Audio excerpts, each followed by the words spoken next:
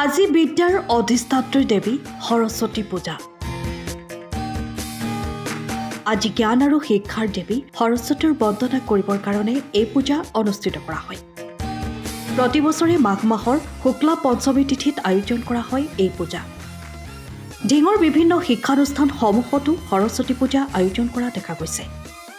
ঢিঙৰ শংকৰদেৱ বিদ্যা নিকেতনত পুৱাৰে পৰা দেৱীৰ ওচৰত বৈদিক ৰীতি নীতিৰে সৰস্বতী পূজা আয়োজন কৰা দেখা যায়। বিদ্যালয়ৰ ছাত্ৰ-ছাত্ৰী, শিক্ষক, শিক্ষয়িত্ৰী আৰু অভিভাৱকসকলে ধূপ, দীপ, নৈবেদ্যৰে পূজা অৰ্চনা কৰা দেখিবলৈ পোৱা গৈছে।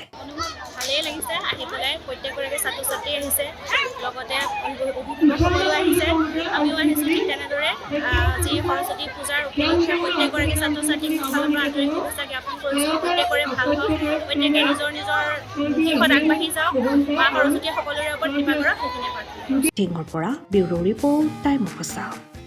সময়ৰ খবৰ সময়ত পাবলৈ ফ'ল' কৰক টাইম অফ আছা।